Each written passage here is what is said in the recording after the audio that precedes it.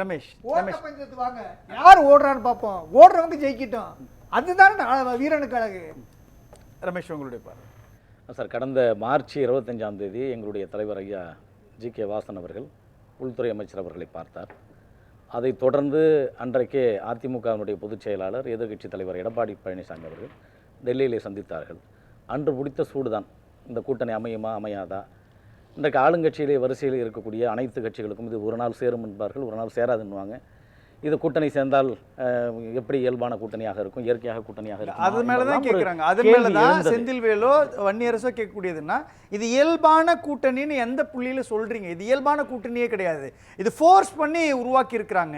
EPS மிரட்ட வைக்கப்பட்டிருக்கிறார் அப்படின்ற ஒரு புள்ளியை நோக்கி நகர்த்தி இருக்கிறாங்க. ஜனநாயக நாடு, எந்த கட்சியும் எப்பொழுதுமே ஃபோர்ஸ் பண்ணி அடிப்பணியை வைத்து நீங்க அவங்களை கொண்டு வர வைக்க முடியாது.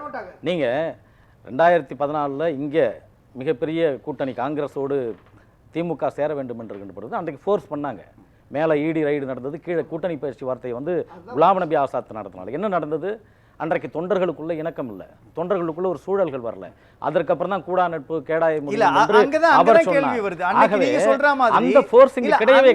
அந்த இடம் தான். அன்னைக்கும் ஃபோர்ஸ் பண்ணதுனால வெற்றி கிடைக்கல, இன்னைக்கும் ஃபோர்ஸ் பண்றதுனால வெற்றி கிடைக்காதுன்றாங்களே. அந்த ஒரே ஒரு கேள்விதான். 6 மாசத்து வரை நாங்க இந்த கூட்டணி தொடர்பான விஷயங்களை அறிவிக்க மாட்டோம்னு சொல்லிட்டு இன்றைக்கு அவசரமாக சொல்ல வேண்டிய அவசியம் எங்க வருது? எந்த புள்ளியில நிர்பந்திக்கப்பட்டிருக்கிறாங்களா? இன்றைக்கு அதை தான் சொல்றேன். என்றைக்கு சந்திச்சாரோ மார்ச் 25ஆம் தேதி சந்திச்சோம்.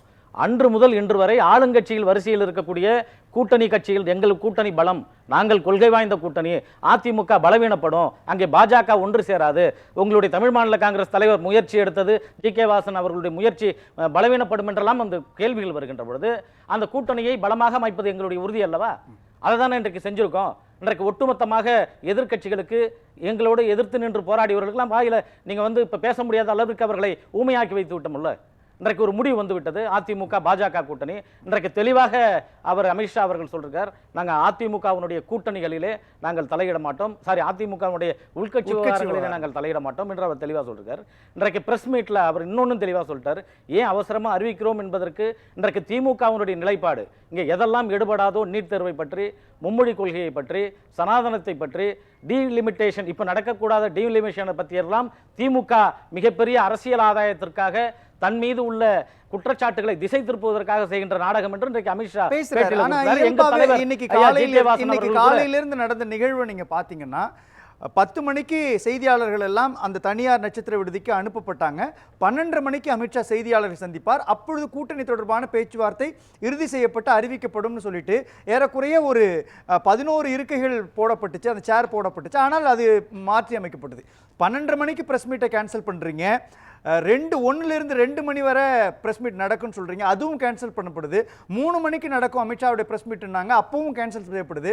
ஏறக்குறைய 6 மணிக்கு பிரஸ் மீட் நடத்துறீங்கன்னா அதன் பிறகு இபிஎஸ் வராரு அப்படின்னா பின்னாடி என்ன நடந்ததுன்னு மக்கள் பார்ப்பாங்கல்ல. அதாவது ஒரு சில அப்பாயின்மெண்ட் கொடுத்துருப்பாங்க, ஒரு சில சூழல்களை மாறும்.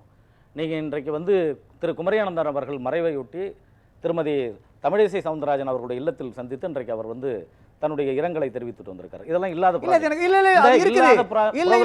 ரமேஷ் உங்களுக்கு தெரியாது கிடையாது. இல்ல அது இருக்குது. ஒரே ஒரு நிமிஷம்.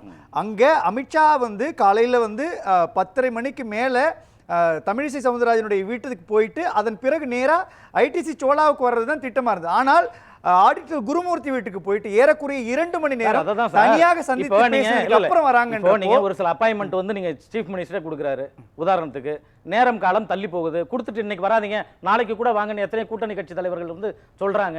இயல்புகள் மாறுகின்ற பொழுது, ஒரு சூழ்நிலைகள் மாறுகின்ற பொழுது அந்த நேரம் காலத்தெல்லாம் நீங்க பிரிச்சு பார்க்க வேண்டிய அவசியம் நேரம் காலம் கிடையாது. அந்த 1 மணி நேரம் என்ன நடந்ததுன்ற ஒரு விஷயம் இருக்கு இல்லையா? முடிவை தான் பார்க்கணும். 1 மணி நேரம் என்ன நடந்தது, 2 மணி நேரம் என்ன நடந்ததுலாம் பார்க்க முடியாது.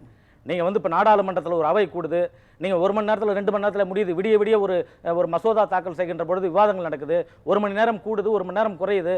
ஆகவே ஒரு தலைவரை நம்ம சந்திக்கிறோம், 1 மணி நேரத்துக்கு முன்னாடி சந்திக்க முடியும், இல்ல ஒரு சில காலகட்டங்களில் வேண்டாம் தவிர்த்து இன்னும் கொஞ்சம் நேரம் கழிச்சு கூட பாருங்கன்னு சொல்லுவாங்க. ஆகவே இதை ஒரு கூற்றாக வைக்க வேண்டாம். இன்றைக்கு சூழல் இன்றைக்கு ஒரு பலம் வாய்ந்த கூட்டணியாக இன்றைக்கு எங்களுடைய முயற்சியிலே இங்கே அமைந்திருக்கிறது. ஆகவே இது நீங்க எதிர்க்கட்சியினுடைய அவர்களுடைய வாய்க்கு இன்றைக்கு பூட்டு போட்டு வைத்திருக்கிறது. ஆகவே இன்றைக்கு இதற்கு இருக்கக்கூடிய தேர்தல் திரு பத்திரிகையாளர் செந்தில் அவர்கள் சொல்வது போன்று ஒரு மிகப்பெரிய தேர்தலாக இங்கே களம் டஃப் ஃபைட் மட்டும் கிடையாது. இன்றைக்கு திமுகவும் இன்றைக்கு அதனுடைய கூட்டணி கட்சிகளும் பலவீனப்படுகின்ற அளவிற்கு இன்றைக்கு அதிமுக பிஜேபி தமாக கூட்டணி அமையும் என்பதில் எங்களுக்கு எந்தவித மாற்று கருத்தும் ஆனா அவரு இன்னொன்னு சொல்றேன் அவர் சொன்ன பாருங்களேன். அந்த புள்ளியை எடுத்துக்கிறீங்க. ஆனா அவர் இன்னொரு விஷயத்தையும் சொன்னார் இல்லையா, தமிழ் மாநில காங்கிரஸ் கட்சியினுடைய தலைவர் ஜி.கே. வாசன் கூட பாஜகவில் இணையக்கூடிய ஒரு சூழல் இருக்குன்றாங்களா? சார், அப்படி அந்த இடத்தை நோக்கி நகர்ந்துருச்சா? அந்த சார், கூட்டணி அந்த ரொம்ப களம் பலகீனமாயிடுச்சா? சார், அந்த களம் அமைந்திருந்தா நாங்க என்னைக்கே சேர்ந்திருப்போம் சார். எங்கள் தலைவர் அதுல உறுதியா இருக்கார்.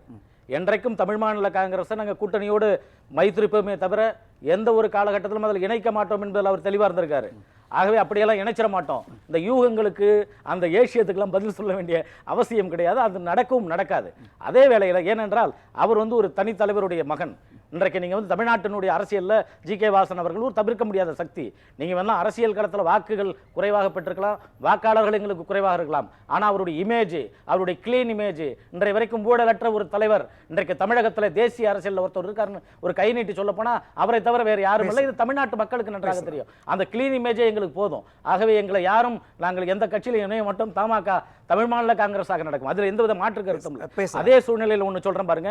இன்றைக்கு அதே பத்திரிகை பேட்டிகளிலும் எங்கள் தலைவர் அவர்கள் சொல்லுகின்ற பொழுதும் அமித்ஷா அவர்கள் சொல்லுகின்ற பொழுதும் இங்கே சொன்னாங்க, டாஸ்மார்க் ஊழல், மணல் ஊழல், இப்படி மின்சார வாரிய ஊழல், இன்றைக்கு போக்குவரத்து கழக ஊழல், இப்படி பல ஊழல்கள் இங்கே திராவிட முன்னேற்ற கழகத்தினுடைய அரசியல் நடந்திருக்கிறது. ஆகவே இதை திசை திருப்பத்தான் இன்றைக்கு பல நீட் நாடகங்களையும் இன்றைக்கு அதே போல டிமானிசேஷன் நாடகங்களையும் இங்கே நடத்தி கொண்டிருக்கிறார்கள். இதற்கெல்லாம் பதில் சொல்ல வேண்டிய காலகட்டம் வரும் என்று சொல்லியிருக்காங்க. ஆகவே இதற்கான காலம் வரும். இன்னொன்றும் சொல்றேன், அதிமுக தமாக பாஜக கூட்டணி பலம் வாய்ந்த கூட்டணியாக இந்த களத்தில் இருக்கும் என்பதை நான் உறுதியோடு சொல்றேன். அதுக்கு சர்வே ஒன்று சொன்னுச்சு, கடந்த நாடாளுமன்ற தேர்தலில் இந்த கூட்டணி மட்டும் எங்களுடைய தலைவர் விருப்பப்படி அமைந்திருந்தால் இன்றைக்கு 40க்கு 40 திமுக ஜெயிச்சிருக்காது, குறைந்தபட்சம் 25 அதிமுக பாஜக தமாக கூட்டணி வெற்றி கண்டிருக்கும் என்று இதே பத்திரிகையாளர்கள் தேர்தலுக்கு முந்தைய கணிப்பும் தேர்தலுக்கு பிந்தைய கணிப்பும் சொன்னார்கள் என்பதை நான் இங்கே உறுதியோடு சொல்றேன்.